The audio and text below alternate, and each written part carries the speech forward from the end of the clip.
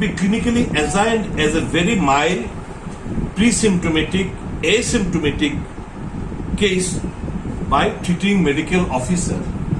তো আমার তো পরীক্ষাই করা হলো না, পরীক্ষা না করে আমাকে আপনারা বলছেন ইনস্টিটিউশনাল কোয়ারেন্টাইন। তো এই সমস্ত কথাবার্তা লিখে আমি ওনাকে যখন জানলাম, আমি যখন পাঠালাম, উনি আমাকে রিপ্লাই করলেন ওকে, অ্যাকচুয়ালি আমাকে হেলথ ডিপার্টমেন্ট থেকে বলা হয়েছিল, তা আমি হেলথ ডিপার্টমেন্টের কাছে আমি আপনার রিপ্লাইটা পাঠিয়ে দিচ্ছি। আমি বুঝিয়ে নিয়েছি যে রাত্রিবেলা আনুমানিক 10টা নাগাদ ডিএমকে ডেকে এরকম একটা ইলিগেল নোটিশ কার ইনস্ট্রাকশন হতে পারে এটা আমার এবং রাজ্যবাসীর বোঝার আর বাকি থাকে না। তো আমাকে ওখানে আমি বললাম যে আমি তো পজিটিভ না, আমি তো এসিমটোমেটিক না, আমি তো সিমটোমেটিক না, তো আমার টেস্টিংও হলো না, তুমি যে আমাকে ওখানে ইনস্টিটিউশনাল কোয়ারেন্টাইনে পাঠাচ্ছ, ওখানে তো পজিটিভ কেস রয়েছে, তো আমাকে তোমরা পজিটিভের সঙ্গে রেখে আমাকে পজিটিভ করতে চাইছো, আমার লাইফকে এন্ডেঞ্জার করতে চাইছো, আমি পৃথিবীর বুক থেকে চলে যাই হয়তো বা কেউ কাম্য করে, কিন্তু রাজ্যবাসীর আশীর্বাদে এত সহজ হবে না।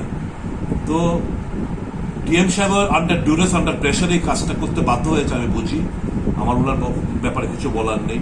ঠিক তেমনি কালকে রাত্রিবেলা আনুমানিক 10টা, 10:30, 11টা নাগাদ একটা কেসও রুজু হয়েছে এনসিসি থানার মধ্যে, জোর করে কাদেরকে দিয়ে, পুলিশ অফিসারের সঙ্গে আমার কথাবার্তা হয়েছে, এরা খুব দুঃখ প্রকাশ করছিল, যারাই এই সমস্ত প্রেশার ক্রিয়েট করে ক্ষমতার অপব্যবহার করতে চাইছে, নিজেকে জাহির করতে চাইছে, ভবিষ্যতে টের পাবেন কত দানে কত চাপ। এভরিথিং অপেক্ষা করছে, সমস্ত কিছুই টার্ন বাই টার্ন সমস্ত কিছুই ঘটে। পৃথিবীটা গোল, they will be paid back in the same coin, এটুকু আমার বলার। আমি রয়েছি, I will not go for institutional quarantine, nor will I be available for home quarantine. Sir, আমার লাস্ট একটা প্রশ্ন, এই মুহূর্তে আমি এটা ভাবছি না, আমি জানি এটা তো বুঝিয়ে গেছি, এটা মানে ইলিগাল একটা order has been passed by the DM under duress. DM এর স্বাভাবিক, ডিএম বুঝতে পারছি শিক্ষিত মানুষ, আমার ডিএম এর বিরুদ্ধে কোনো কিছু অভিযোগ নেই, কারণ ওনাকে দিয়ে করানো হয়েছে, যার অর্ডারে জিনিসটা করানো হয়েছে, আমি তাকে উদ্দেশ্যে করে কথাগুলো বলছি।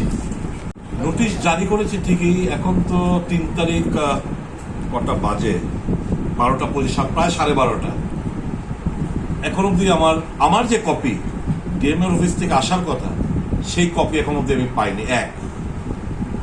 তবে হ্যাঁ, রাত্রিবেলা এটা বিভিন্ন মিডিয়া হাউসে এবং সোশ্যাল মিডিয়াতে চলে গেছিল, এবং আমার ওই সোশ্যাল মিডিয়া থেকে দেখার একটা সুযোগ হয়েছে।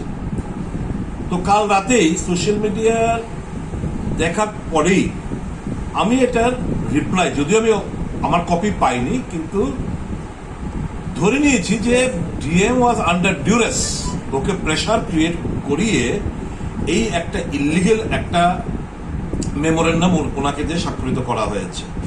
তো আমি এটার রিপ্লাই কালকে রাত্রিবেলায় ওনার হোয়াটসঅ্যাপ এবং ইমেলে আমি পাঠিয়ে দিই। পাঠানোর পর গভীর রাত্রিবেলা আমি প্রায় 12টার সময় লিখতে বসেছি, টাইপ করে ইমেলে পাঠাতে একটু টাইম লেগেছে, 1-1:30 নাগাদ হবে। তো উনি ভদ্রলোক ঘুমিয়ে পড়েছিল হয়তো, সকালবেলা উঠে আমি দেখলাম উনি হোয়াটসঅ্যাপটা উনি দেখলেন এবং রিপ্লাই আমাকে করলেন।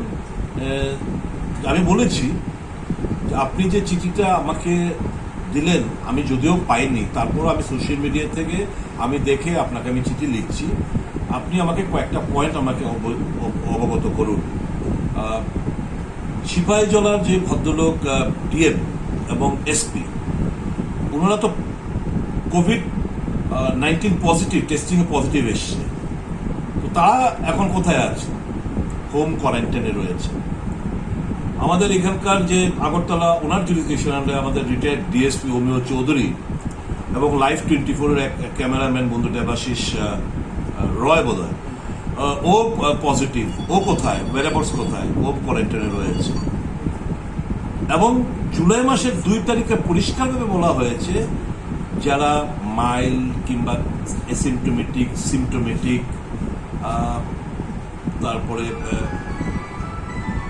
যাদের এই সমস্ত টেস্টিংয়ে বেরোবে, তাদেরকে হোম কোয়ারেন্টাইনে থাকার একটা সুযোগ গভর্নমেন্ট অফ ইন্ডিয়া করে দিয়েছে।